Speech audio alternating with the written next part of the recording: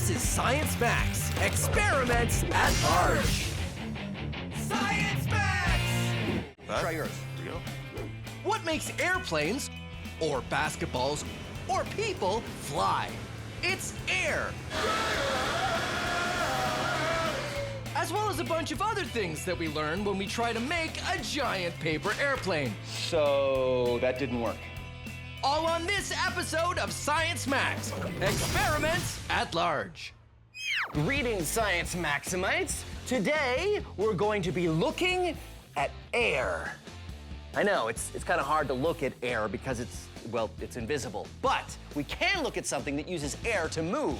That's right, paper airplanes! Ha-ha! Ho-ho! Look out! Woohoo! Believe it or not, you can learn all kinds of science from paper airplanes. So let's build some.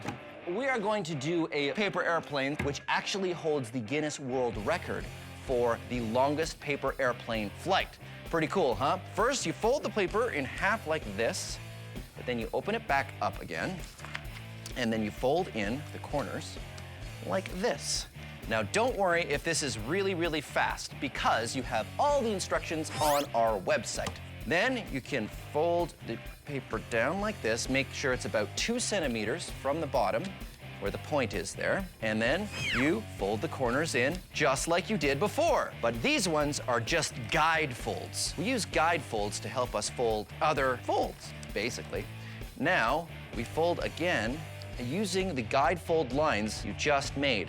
And I like to call this fold the shirt collar fold because it sort of looks like a shirt collar when you fold it. Now, we fold again on the fold that you made before. Folds in like that and in like that. And now we fold the point down to touch the edges right like that. And this is a guide fold, so do it very strong. Unfold it. Now you fold it in half like this. And see that guide fold line that we made there? What you're gonna do is you're gonna take the tip and you're gonna fold it in to touch the guide fold line like that. And this is also a guide, and open it up. And here's the trickiest part. See how it's bent like that? You push it open like this, and this is called a pocket fold because you wanna make a little pocket and push it up against there. Fold it flat like this. Fold this tip down over there like that. Then fold it around the back side. Then fold the wings down like this. And like this. And here's the extra special bit. We're gonna use some stabilizers on this plane. Fold up the stabilizers on the ends of the wings, and ta-da, the Sky King paper airplane fold. Now, as Science Maximites, you know that there's lots of ways you can learn how to fold paper airplanes. Get an adult and look up paper airplane designs on the internet, or take a book out of the library on how to fold paper airplanes.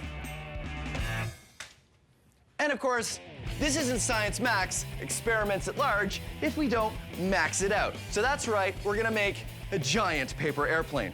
I'm going to the Ontario Science Centre to do just that.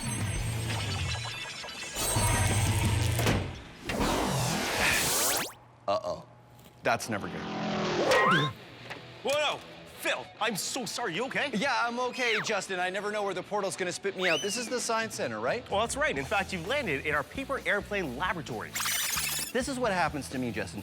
I make a paper airplane, I fold it perfectly, but then it flies like that, or it does that, and I don't know how to fix it. Okay, well, that will happen. But you know what? There are really only 3 ways your paper airplane can fly, and I can teach you how to control each and every one of them. Great, let's do it. Let's do it. All right. Science Max presents How to Fly Your Paper Airplane. Is your paper airplane spinning around and around? Well, that's what you call roll, chum.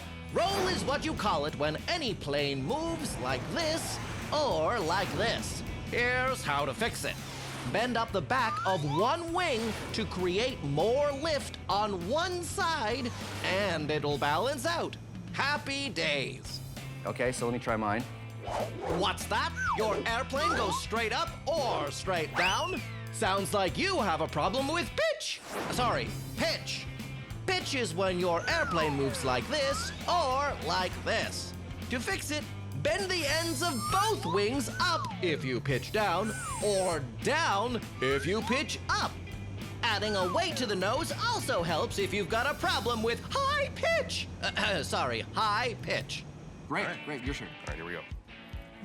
Is your plane turning this way or that way? Yeah. Yeah? No. Yeah. Yeah is when your plane moves like this or like this. To fix it, bend the back of the plane like the rudder of a boat. Okay, great. Let me try mine. Not bad. You try yours. Here we go.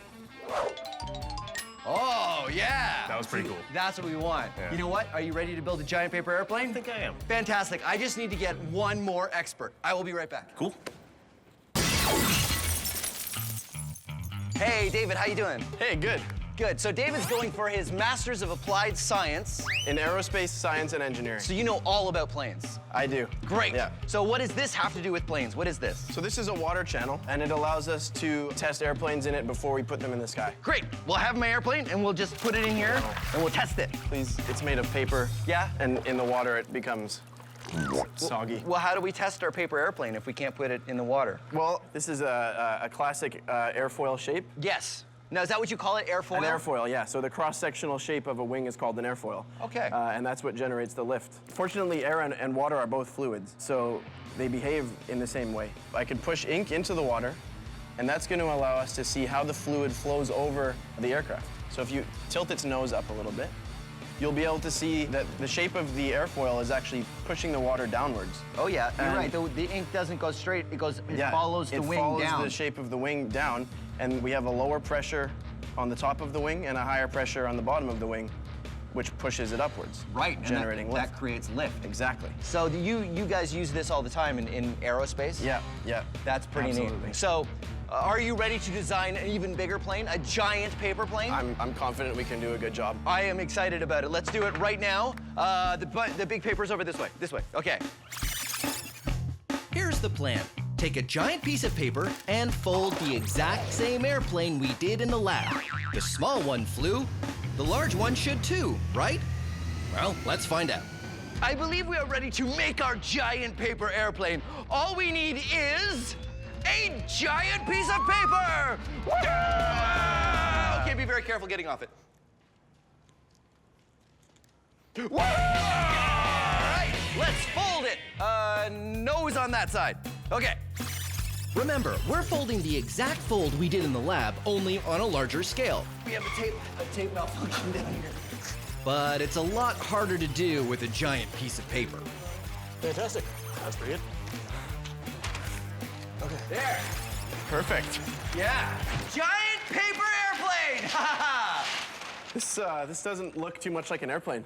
No, it's way too floppy. Yeah, but I mean, maybe it just needs, like, when I throw it, maybe it'll catch the winds, and then the wings will come up like that. Whoa. Yep. Maybe. Like, I'll just. Give it a try, Phil. Okay, I'm gonna give it a try. Giving it a try. Okay, you guys ready? Yeah. Go for it. Okay, here we go.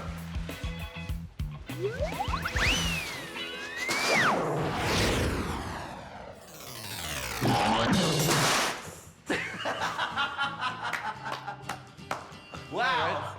What do you think? Oh man. I think we can make some improvements. It sort of felt like a bed sheet. I feel if I just threw my lab coat, it'd probably look. Let me just see. Okay, ready? Yeah, it looks pretty much the same, doesn't it? Yeah. So, I didn't know this, but when you fold paper that big, it sort of behaves like fabric. Yeah, very, very floppy. Very floppy. What if we supported the plane, like we put struts or something in it, like this stick? If we put it on the wings, it'll stop it from being so floppy. Right, and you can tape it on. Yeah. That's a great idea. Yeah. We need bigger sticks. Yeah. Really lightweight. Like Like foam. Yeah, Stuff? and like hollow tubes. Hollow tubes. Good. tubes. Good. So we'll put a whole bunch on there. We'll tape them on so that it doesn't flop around. Yeah. We'll try it again. Yeah. Yeah. Think we got Yeah. something. Okay, great. Let's go. All right.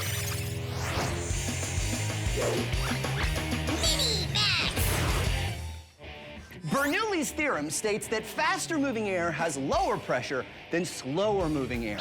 You can demonstrate this yourself with a ping pong ball and a hairdryer. You put the ping pong ball on the stream of air from the hairdryer, and because it's moving quickly, it has lower pressure than the air around it.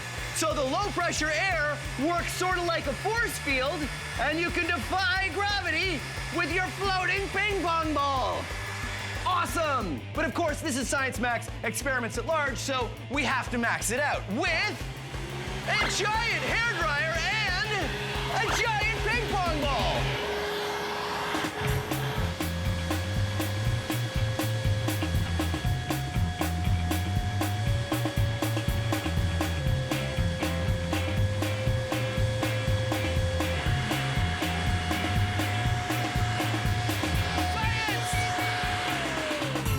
Sorry, I said science! You probably couldn't hear me because of the...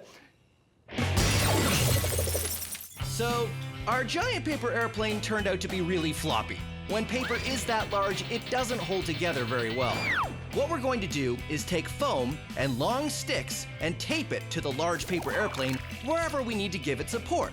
So, here, and here, here, and a bunch there, and maybe some over there. Well, it turned out we needed to reinforce in a lot of places. There, and then that. Great, look at that. It's not even flopping around, it stands under its own weight. Huh? There's a whole bunch of stuff on it. I don't know if it's gonna fly so well. Oh, it's gonna be, well, I mean, I have to put the stuff on it so it doesn't flop around. But there's like really a lot of stuff. Well, I needed this foam to reinforce this foam, and then I needed the cardboard to reinforce both of those. Phil, there's a giant hole in the wing. Well, I can fix that. Just move your head, and then I'll just... Phil, there's a lot of stuff on here. There. But like it's really a lot. Problem solved. Guys, let's just fly it. Oh, okay, sure, yeah, let's do it, let's do it. All right. Okay. All right, here we go. Maiden voyage of the Mark II giant paper airplane. Okay, here we go. 1, 2, 3.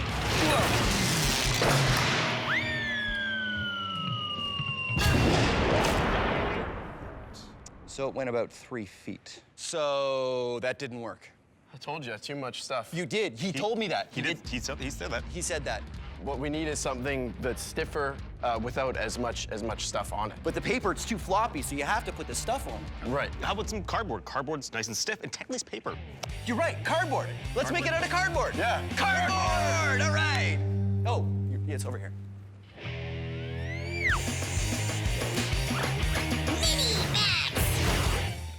Tornadoes are giant weather systems that cause the air to go around and around. Tornadoes can be pretty dangerous, but they don't happen that often. Here's how you can make your own small pet tornado you can play with at home. Because air and water behave similarly, we can make a water tornado. You spin it around, get it going, and ta-da, your very own pet tornado. Here's how you do it. You take two 2-liter plastic bottles and fill one with water and some blue food coloring, is what I like to do, and then tape the mouths of the bottles together. You might need an adult to help you with this because you want to make sure the bottles are perfectly aligned. Then flip it over, spin it around to get it going, and voila, your very own pet tornado. Awesome. And now we're gonna max it out with a giant tornado chamber.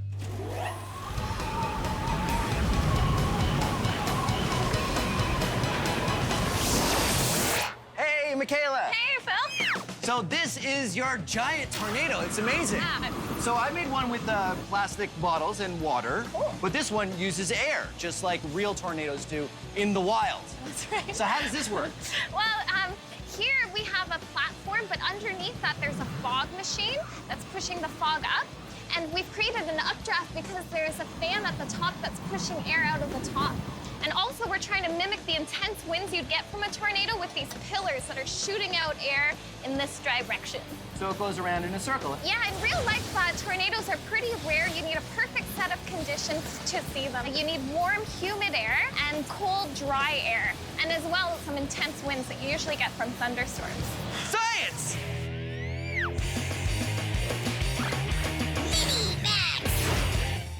If I was to drop this light basketball and this heavy workout ball at the same time, which do you think will hit the ground first? Let's find out. They landed at the same time. That's because everything falls at the same rate. It doesn't matter how heavy or how light something is. Until things are falling fast enough that air friction or drag starts to play a factor. Soon, things reach their top speed. This top speed is called terminal velocity. It means I could throw this basketball from an airplane and it might not be going any faster than if I threw it from, say, 10 stories up. I'm gonna find out what the terminal velocity is for both of these objects when we max this out. Ninja science roll!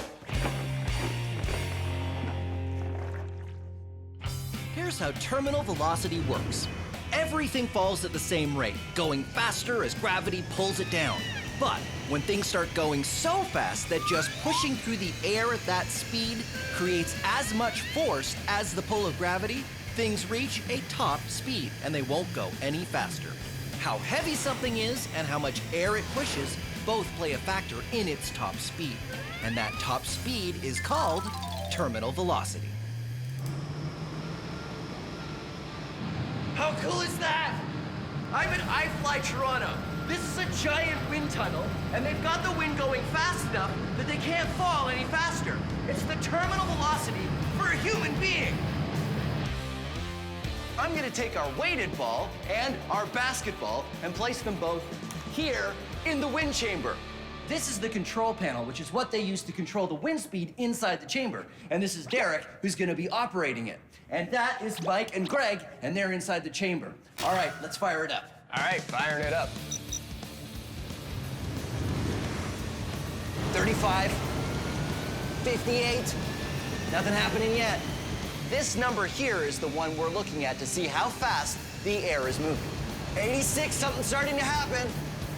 Oh, 89, wind speed of basketball, 89 kilometers an hour. At 89 kilometers per hour, the wind is going fast enough that the friction of the wind and the pull of gravity balance out, making the basketball float. This means you could throw a basketball out of an airplane and it would never go any faster than 89 kilometers per hour. All right, let's keep increasing the speed. 106, 124 kilometers an hour, 140, 150. Oh, 166, almost. 172, whoa. Wind speed of the heavy red ball, 173 kilometers an hour. Because the red ball is heavier than the basketball, we need a lot more wind speed to counteract the force of gravity before they cancel out and the ball floats. Here's something else that's going on that's cool. Mike is flying, but Greg is not. That's because Mike is lying down, which means he's catching a lot more wind than Greg is, who's standing straight. If Mike stays lying down, his terminal velocity is the same as the red ball, 173 kilometers per hour. But Greg's velocity would have to be a lot faster. And that's science! So the giant paper airplane hasn't been working so well. The problem is paper can't hold up its own weight when it's that large. Cardboard is much stronger than paper, so we've decided to rebuild the plane out of cardboard. All right, Phil, hoist it up. Then we take it to the roof of the Science Center and see if we can get it to fly. Oh, woo!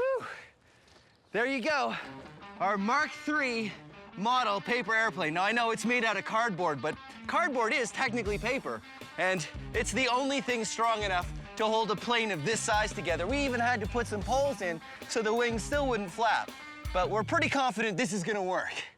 Okay. All right, Phil, we're in position.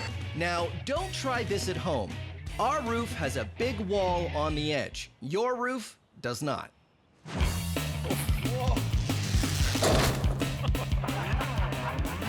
Our first attempt didn't go so well. Looks like we have a bit too much pitch.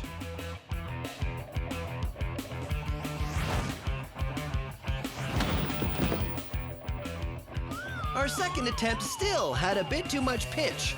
Time to add some weight to the nose. We added some clips to the front to give it a little bit more weight on the nose, which is important. Although at this point, I kind of wish there was less weight. Whoa, okay, all right.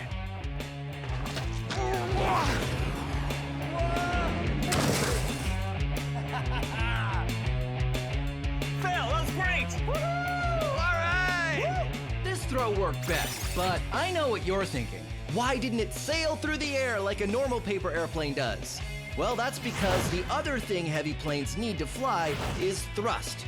So we could put an engine on our plane, but then we'd have to use something stronger than cardboard, and well, pretty soon we'd have an actual plane. But this isn't about making a full-size plane. This is Largest paper airplane I've ever thrown! Woo! Hey, you guys are great! The plane is great! Thank you very much for watching Science Max Experiments at Large. Where were the stairs? Yeah. Oh, never mind, I found them. Science Max! 3, 2, 1. We're really under pressure during this episode of Science Max. Compressing a gas till it's pressurized is how we can do this, and to a lesser degree, this. Help, I'm being crushed by all this pressure! Pressure, today on Science Max Experiments at Large.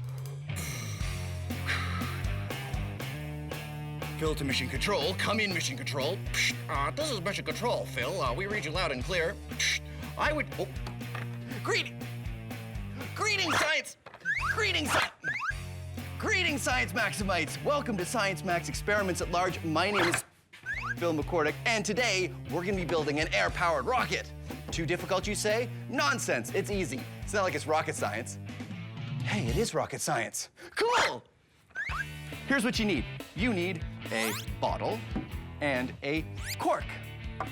Make sure that the cork fits nicely into the bottle, and then you need an air pump, because you can't have an air-powered rocket without air. And on this air pump, you need a pin, the special kind that you use to inflate basketballs or volleyballs or stuff like that. Now, what you want to do is push the pin through the cork. You might want an adult's help for this. Push it through until it goes through on the other side, and then make sure you get a good seal with the bottle.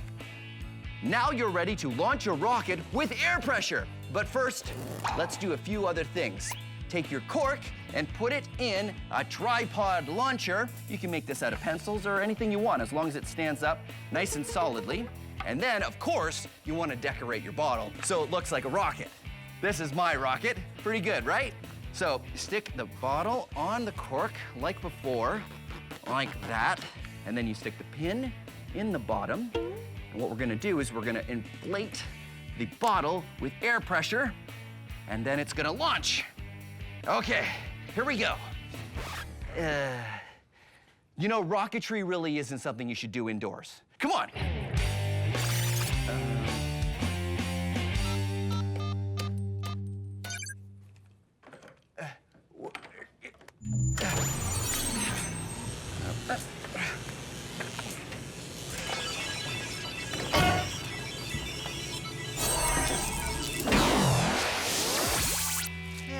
This was supposed to be a field. What's going? Why are there? Oh, it's in my shoe. Oh, this will do nicely. Now, don't forget to do this with an adult, and don't forget your safety glasses. Now set up the rocket in a nice big open area and make sure it's pointed away from you. And then what you do is you pump the air pump. And it puts air into the rocket, which pushes down on the water, which will push down on the cork, until eventually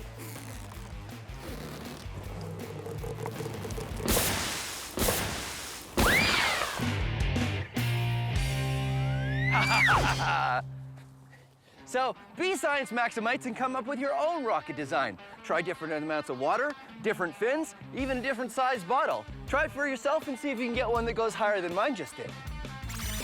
How did I get in? I think it was this way.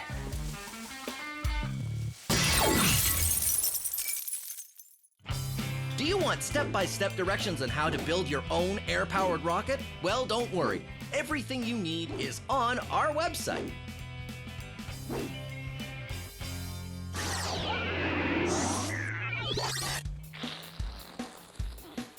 All right, now it is time to max out our air-powered rocket. I've got Adam here. Hey, Adam. Hey, Phil. How you doing? Good, how are you? Good. Adam's from Logix Academy, and you guys go into schools and talk about science. We do. Fantastic. Do you guys do a air-powered rocket? Yes, exactly. Does it look like this one? Looks exactly like that. Oh, that's great. So how do we max this out? So we want to add more pressure to this bottle to try to get it to launch a little bit higher. More air. More air. Great, so what do we do? So we're gonna use one of these. Ooh. It's the air compressor. Right, which works a lot like the bike pump, right? Yeah, exactly. Cool. So we're gonna have compressed air coming from here through this tube into underneath here. Yeah. And out that nozzle there, and you're going to put your bottle on top. And out the nozzle like into that. the bottle, like that. Yep, and now we want to be able to hold it in place. So we're gonna have these little fingers here that are actually gonna work to hold it until we want to let it go. So we're gonna lock it in place. Oh yeah, look at that. Totally locked. Exactly. And then what? How do we launch Now, it? you're gonna take this cord and go a safe distance away, and we are going to pull it. And then we would pull it.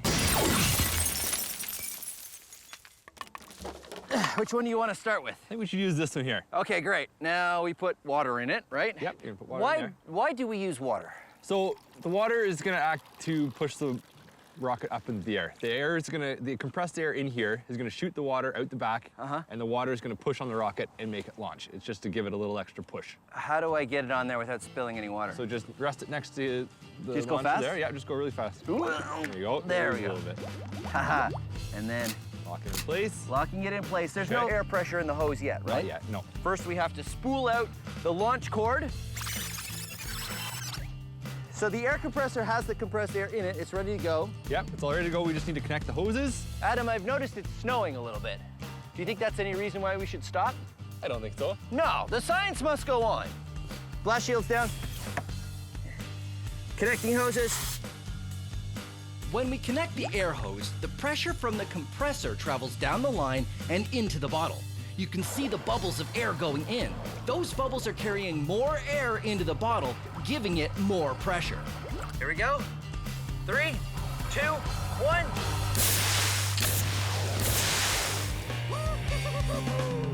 All right, another rocket. Let's do it again. Launching in 3, 2, 1.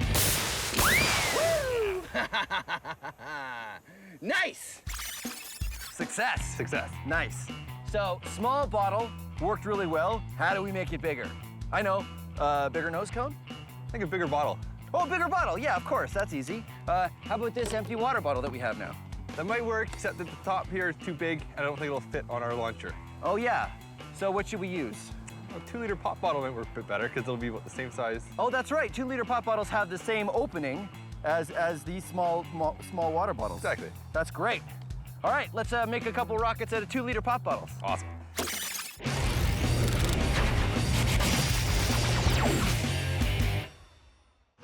Pressure happens when you squeeze something or compress it. Solids do not compress very well. I will demonstrate. Solid? Is it compressing? No, okay. Liquids don't compress very well either. You can demonstrate this for yourself by getting a plastic water bottle and filling it right to the very top with water and putting on the cap and squeezing. You'll find that you can't really squeeze the bottle very much. But if you empty out half of the water, no, don't pour it on the floor, and then put the cap back on the bottle and try to squeeze it, you'll find that you can squeeze it a lot more. That's because gases compress much easier than solids or liquids. Here's what's going on. Say this container is, well, any container, and these magnets are air molecules. Now I'm gonna put the magnets in pole to pole so they repel each other and wanna stay a certain distance apart, just like air molecules do. There we go, a container at normal gas pressure. Now watch what happens when I add more gas molecules.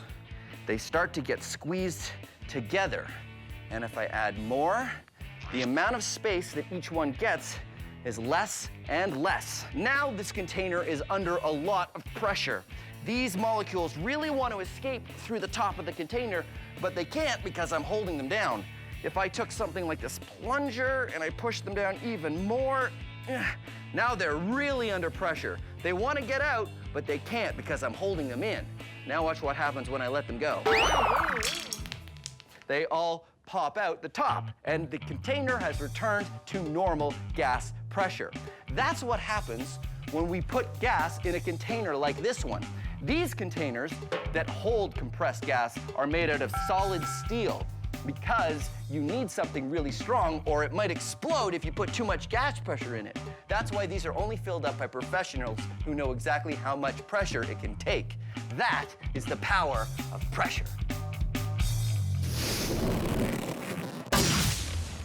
Our air-powered rocket was working pretty well, but there's always room to max it out. In order to do that, we need to understand how it works. First, we fill the bottle almost halfway with water, and then we add air to the bottle. The air pressure builds up, and the air presses down on the water. The rocket takes off when we pull on the release valve, which was blocking the opening of the bottle. Once that happens, the air pushes out the water. It's the water that gives us our thrust, so the water is very important. Once all the water is gone, the air escapes and the bottle returns to normal air pressure. But by that time, it's high in the sky. Now the plan is to use 2-liter bottles instead of regular water bottles to see if they work better. Now we've made a few more rockets out of 2-liter bottles, and I'm gonna fill this one up with water, and we're going to fire it again and see what happens. Now, the idea is that these will work better because they have more volume, and more volume means we could possibly put more air pressure in. It's hard to know until you try it, of course. But the other reason why it might work better is 2-liter bottles generally hold carbonated beverages, which means they already have to be made a little stronger than regular water bottles because they have to hold in the carbonation, which is just like air pressure. All right, ready to go. Okay, here we go. You ready, Adam? Yep. Okay, blast shield down. Pressurize! 3, 2, 1.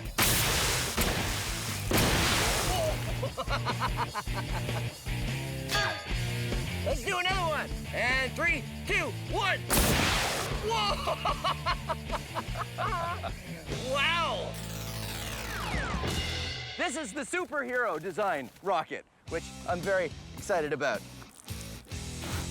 All right, Adam, it's going really well. But before we fire this next one, how can we make it bigger, better, and more awesome? You get more pressure. More pressure. How do we do that? Well, we're firing at about 90 PSI right now. PSI, pounds per square inch of pressure, right? Yep.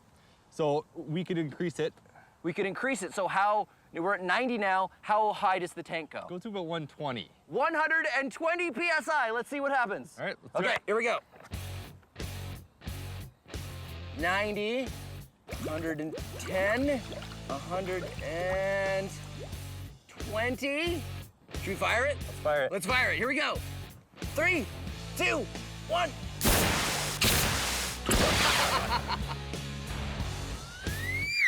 All right. Hey, actually, it worked okay. There's just a piece missing here, but I think the bottle is still okay. Yeah. So, 2-liter bottle, full pressure. I think we can still make something even better, even more maxed out. What if we used an even bigger bottle? You know the 5-liter ones that you see on a water cooler? Yeah. You think we can use one of those? Definitely. I think we could use that. We need to change the mouthpiece size Oh, right. Yes. to fit our launchers. Well, let's do it. Do it.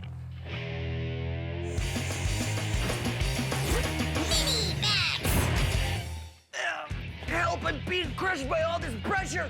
A whole kilogram is being pushed down on every square centimeter of my body. 103 kilopascals. Actually, 1 kilogram for every square centimeter on your body is the exact kind of pressure that you and I are under at all times every day. We don't notice it because we're used to it, but it sounds like a lot, doesn't it? Well, it is. Here's an experiment you can do with a plastic bottle. Say at room temperature, there are 10 million air molecules in here. Doesn't really matter how many, but we'll say there's 10 million at normal room temperature. What happens if I heat up the air inside this bottle? This is warm water. What I'm trying to do is heat up the air inside the bottle because the air molecules, when they get hotter, move faster and need more room. So the 10 million air molecules are starting to escape out the mouth of the bottle and reducing the number of air molecules inside. And now I take the bottle out and cap it. Because the air molecules heated up and speeded up, they needed more room. Now there's less of them in the bottle. There's about 4 million air molecules inside this bottle, but they're all hot air molecules and they have a higher pressure, and you don't notice it because the air out here isn't crushing the bottle. But watch what happens if I cool the air inside the bottle. This is ice water. So what's happening now is the molecules are slowing down and they need less space. So they need less room and they're being crushed by the pressure on the outside of the bottle. It has been crushed because the colder air molecules don't need the same kind of room as the hot air molecules. The room temperature air has crushed the bottle. The air inside has a lower pressure than the air outside. Pretty amazing. Even more amazing when we max it out.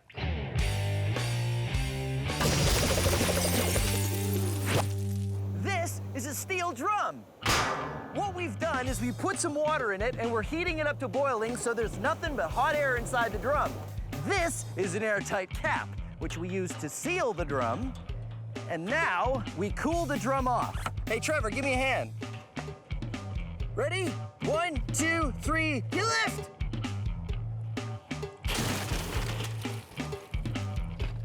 That's good. This pool is filled with ice. What we're doing now is cooling off the steel drum, which will cool off the air inside it. Which means, eventually, the air inside the steel drum will be a much lower pressure than the air outside the steel drum. Because this steel drum has a lot more volume than a 2-liter pop bottle, it takes a lot longer for the air to cool down. The other thing to think about is that it's a steel drum. I could stand on it and it wouldn't even dent. But sure enough, after a few minutes... Whoa! Check it out! The barrel has totally crushed. The low pressure air inside the barrel wasn't enough to withstand the force of the regular air pressure that you and I walk through every day. The air pressure all around us is enough to crush a steel drum. How cool is that? Our air-powered rockets have been working really well, but we still want to go further. Since the 2-liter bottle worked better than the water bottle, we think increasing the size again might make it more awesome. So now the plan is to switch our 2-liter bottle with a 20-liter water cooler jug and make a rocket out of that. Because the launcher nozzle, which holds the bottle in place till we're ready to launch it, isn't going to fit the opening of this bigger jug, we've decided to use the cap that came with the jug. If we screw the cap on, it'll work sort of like the cork. The air pressure will press down on the water and keep pushing against the cap until the cap has a catastrophic failure, which is a very cool way of saying that eventually the cap will break and the bottle will shoot into the sky. 20-liter water cooler jug filled with some water. This is the cap that'll work sort of like the cork. We put the air pressure in there, the cap can't take it anymore, pops off, and the thing flies, hopefully. Let's find out. Okay, that looks good. There. Let's do this. Go for pressure! Uh-oh. Uh-oh.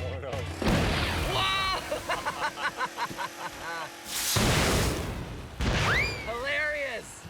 That worked pretty well. It sort of does that. I wonder if it's aerodynamic. No. No. So, what else can we do to make it even more maxed out? I think we've used the 2-liter bottles to work really well. The 2-liter bottles Yeah. are the best, right? I think so. So, what do? I think we probably stack them. We stack them on top of each other. Yeah. That work. I like that. So we put a whole bunch of them together. Yeah. Tell you what, I'll do you one better. Why don't we use 3 stacks? Awesome. We'll use 3 stacks, 3 launchers, 3 times the thrust, and we'll make a giant rocket out of 2-liter bottle. Yeah, great idea. High fives. Here we go. Gas molecules get further apart when you warm them up and closer together when you cool them down. So what happens if you keep cooling them down? Well, they turn into this. This is liquid nitrogen. Nitrogen makes up 78% of the air we breathe, but when you cool it down to minus 196 degrees Celsius, it turns into a liquid. It's boiling right now because at room temperature, nitrogen wants to be a gas. So the liquid nitrogen is turning into gaseous nitrogen, and all of the extra molecules are escaping through the top of the bottle. So what happens if I put a cap on the bottle? Right now, the liquid nitrogen is turning back into a gas, but because there's a cap on the bottle, the gas has nowhere to go. So the pressure is just gonna keep building and building until the plastic bottle can't contain it anymore, and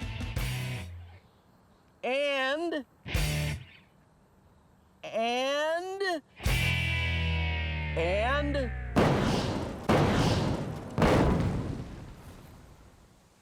it pops like a balloon. Science! Our rockets have gone from small to bigger to even bigger. Now the plan is to use 3 2-liter bottles and create columns of them into a giant rocket. We pressurize them just like we did before, but with more thrust, it might work even better. Even if it doesn't work better, I'm pretty excited about this new plan. Giant rocket!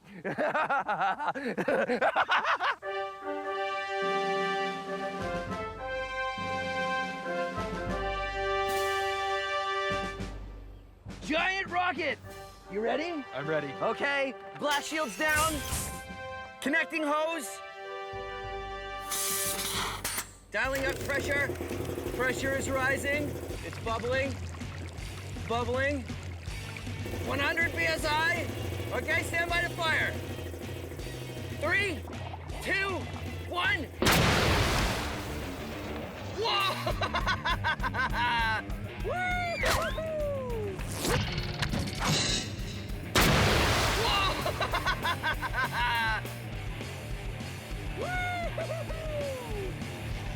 Awesome!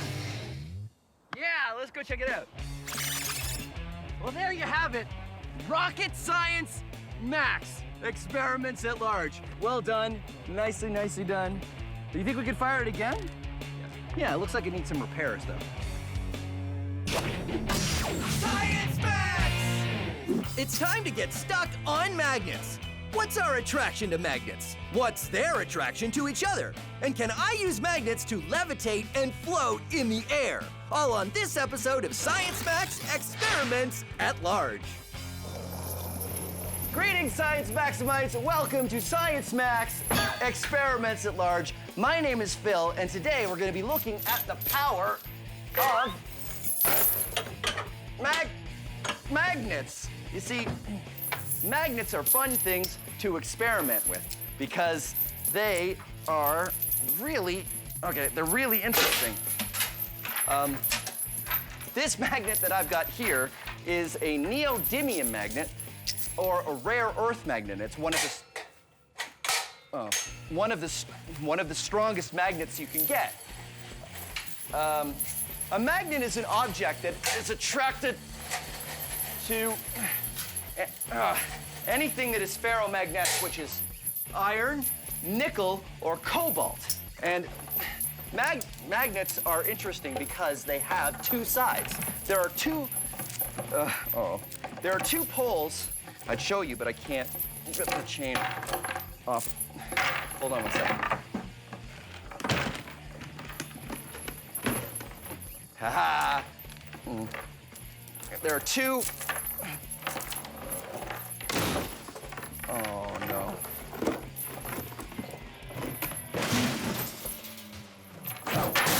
There are two poles to every magnet, just like the Earth. There is a North Pole and a South Pole. That's right, the Earth is a giant magnet. So, if you take kitchen magnets, you'll find that there's two different poles. I've written north and south on these ones. They don't normally come like that. If you put the north and the south together, they stick. But if you put the north and north or south and south together, they repel. They repel, see? They don't want to go together at all. And you can force them together if you want, but if you do, they will spring away the second you let them go. But when magnets repel each other, I find that some of the most interesting stuff. Check this out. This is just a small container, and I've got a magnet in here, and I have a loonie attached to it so that it fits nicely in the container like that. For the top, I've attached two magnets together, and I have another coin on it. And if you put them in there, I've made sure that the two poles repel each other, which means this magnet will just sit there and float. Magnetic levitation. Very interesting. And you can pop the top on that if you want and just carry around a levitating magnet. Now, there's a couple fancier ways you can levitate stuff with magnets. This is just a wooden frame I've made. This is completely not necessary. You can use just about anything in your house. A desk lamp works really well. The important part is I've tied a magnet to the end of this arm here, and this is a bolt, which is attracted to the magnet but it's got a thread tied to it so it can't get there. Just far enough that it will actually hang in mid-air. Look at that, it's not attached to anything, it's just being pulled up by the attraction from the magnet. The thing is, as soon as you pull the bolt away far enough, it will lose the attraction and it'll just fall. Very cool. Here's one that's a little bit more complicated, but is also really neat. This one uses disc magnets, which have a circle or a hole in the middle of them here. And you put 2 around a pencil and then 4 more in such a position that you can put the pencil against this wood on the side and it will just levitate on its own. You can even give it a spin. Look at that. And if you want to make the levitating pencil yourself, there's step-by-step instructions on how to build an easy-peasy version on our website. Meantime, we are gonna max this out. Magnetic levitation on Science Max Experiments at Large. But you're probably thinking, what are we going to levitate? Well, we're going to levitate meat. At least, that's the plan. That's why I'm going to the Center for Skills Development and Training. Come on.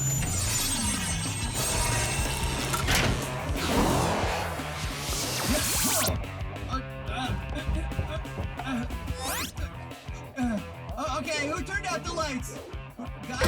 Ow, what was that? Why is this room so small? And only going down to waist level. This is the weirdest room I've ever been in. Where am I? What's going on?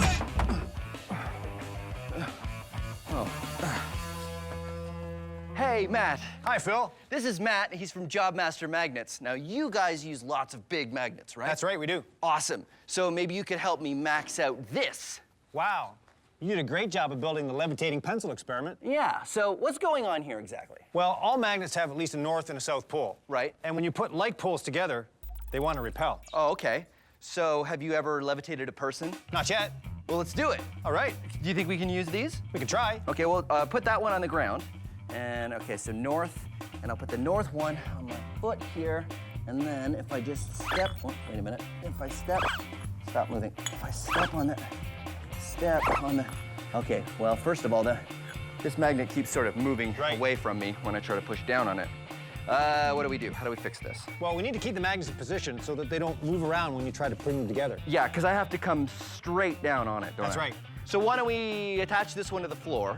Good idea. And then we'll put a board on this one, and we'll see how it goes. Perfect. Okay, let's do it. All right.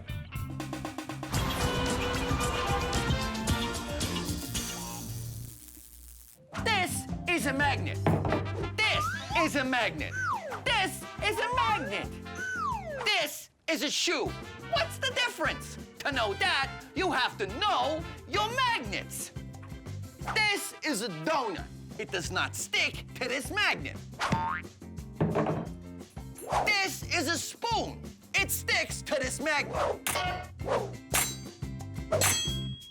These paper clips stick to this magnet. This shoe does not. So what is attracted to magnets? Only things that are ferromagnetic. Here's the difference. Horseshoe, horseshoe magnet. This one is a magnet. This one is not. But the horseshoe sticks to the horseshoe magnet because this one's a magnet and this one is ferromagnetic. Only things that are ferromagnetic are attracted to magnets. Things that are not attracted to magnets, they're not ferromagnetic. Plastic, banana, mitten, sandwich, magazine. No. But how do you know? Do you go around the world sticking a magnet to every single thing one at a time? Hey, Ma, I need you to come over. I need to see if you're ferromagnetic. No, ferromagnetic. No, you don't need to do that. First of all, only metals are ferromagnetic. So that eliminates all your clothing, your luncheon meats, your magazines, what have you. Everything that's non-metal, you don't need to worry about. Never mind, Ma, it doesn't matter. But this clock is metal. It doesn't stick. Well, not all metals are ferromagnetic. Mainly just the ones with iron, nickel, or cobalt. And there you have it. Now you know your magnets. I hit the phone on the magnet there. Can you hear me, Ma? Hang up the phone. Hang up the phone, Ma. My first attempt at levitating had the magnets sliding all over. So the plan is to take the bottom magnet and attach it to a big wooden board so it won't go anywhere. Then attach another plank to the top magnet to make it a little easier to stand on. Okay, is definitely attached to the floor. Thank you. All right, now, if I just get this lined up, whoa, look at that. It could totally, oh, wait a minute, totally, it doesn't want to stay put. Oh, wait a minute. They levitate. Come on, levitate. Why doesn't it want to stay? It just doesn't. Should I stand on it? Okay, I'll stand on it. Here we go. And, am I levitating? No. No. So why isn't this working? Well, just like your pencil experiment, we need a shaft through the center to hold the magnets in position. Oh yeah, maybe we could use like a ring magnet. Yes. That like we used with the pencil. Right. And we're gonna need stronger magnets. we're gonna need stronger magnets. Are the ring magnets strong? Yes, they can be. Awesome. All right, let's do it. All right. Now it's time for a Science Max quiz. Which one of these things do we have magnetism to thank for? Birds flying south in the winter, music, or a sandwich? If you picked A, you're right. Some birds migrate in the spring and fall using the Earth's magnetic field. Many animals can sense the Earth's magnetic field and use it to navigate. Migrating birds fly hundreds or thousands of kilometers north or south when they migrate in the spring and fall. A compass works the same way, by using magnetism to point to the Earth's magnetic North Pole. But if you picked B, music, you're right! Here's some music. The way you're hearing this music is because the musicians recorded their instruments using microphones, which use magnets. And then the signal was translated by a computer and stored on its hard drive, which uses magnets. Then it was broadcast to your TV and comes out your speakers, which use, you guessed it, magnets. And for those of you who said you have magnetism to thank for your sandwich, haha, well, you're right. You see, you'd probably go to the kitchen to make that sandwich, right? Well, I'm guessing you got all of the tasty ingredients from your refrigerator? Well, it works on electricity, which is produced by magnets. And then there's an electric motor in the fridge that circulates the air and keeps it cool. And guess what? Magnets. And finally, the door on your fridge stays closed because the door has magnets. So there you go. You can thank magnetism for birds flying south, music, and your sandwich. It just goes to show, when you're talking about magnets, everybody wins because magnets are everywhere. This has been a Science Max quiz.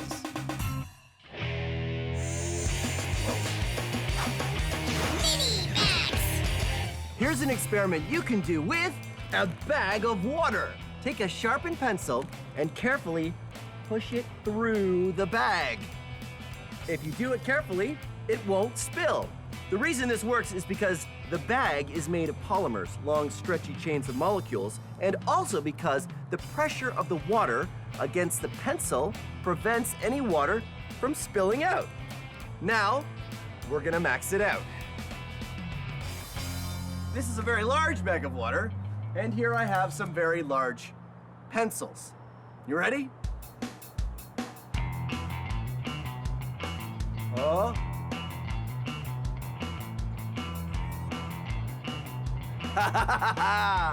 That's one.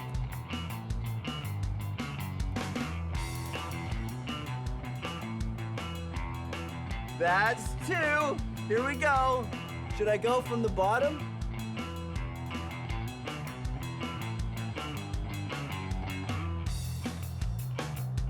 Ta-da! Science! Okay. I know what you want.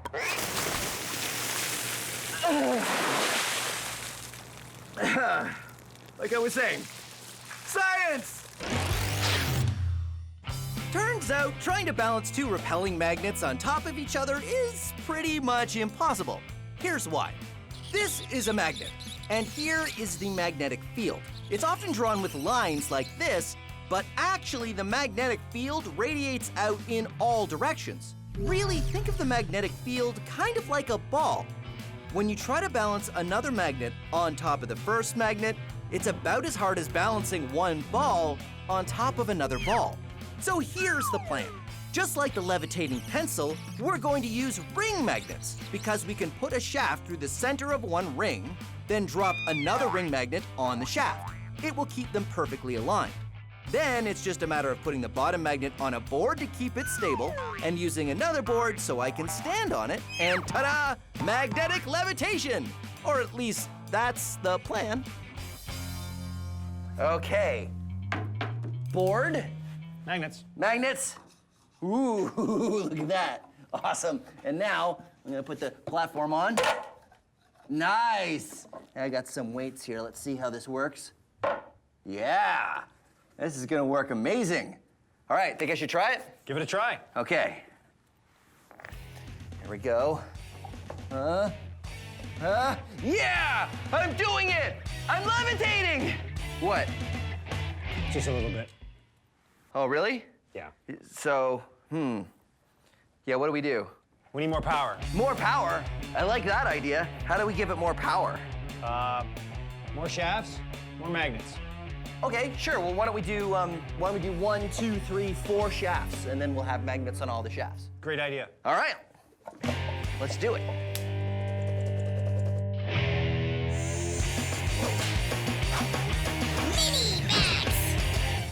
If you attach something ferromagnetic like this washer to a magnet, not only does it stick, but the magnetic field travels down the metal, making it a magnet too, which means you can stick more and more things to each other, and they will continue to stick until you run out of magnetic field. You can do this yourself at home with anything ferromagnetic. Paper clips work pretty well, or washers like I have, or screws or bolts, and they'll continue to stick to each other as long as the magnetic field is strong enough. You can see it's getting pretty weak here, and they'll all stay magnetized as long as the first one is still attached to the magnet. But if you want to go even further, all you need to do is keep adding more magnets to reinforce the magnetic field. I've got a few here, like this. Get the chain started, like that. And then I've got a magnet attached to this washer, so it will keep the magnetic field strong. And I continue to add one magnet, one washer, and we'll just see how far I can go.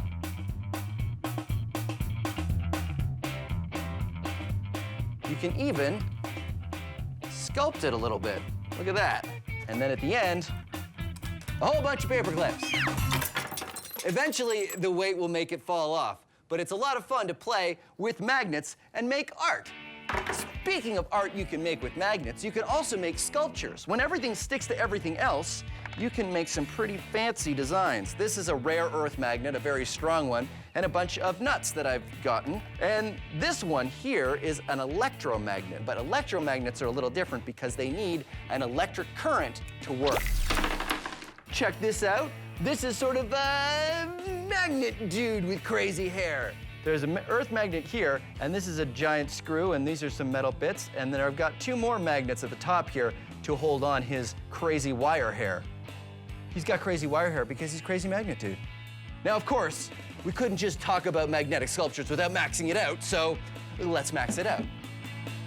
This is a bunch of scrap metal from leftover experiments, and I've got a bunch of rare earth magnets, and now I'm gonna max out a magnet sculpture. Let's see.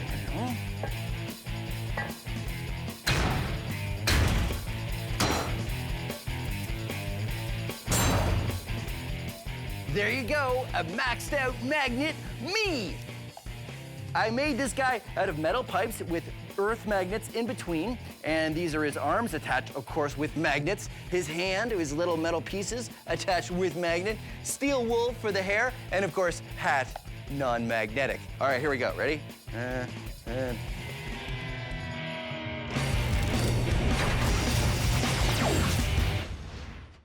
Want to see a magic trick? Simple copper tube. Drop things through it. Nothing unusual happens, but watch when I drop a magnet through. What? It's not magic, it's science. Because the magnet creates a magnetic field, when it goes through the tube, the magnetic field repels the magnet upwards. Now, the field isn't perfect, so the magnet doesn't come to a stop, but still, it slows down from a fall to a nice, graceful drop. Take a look from above. Pretty amazing, right? Magnets, not magic, science.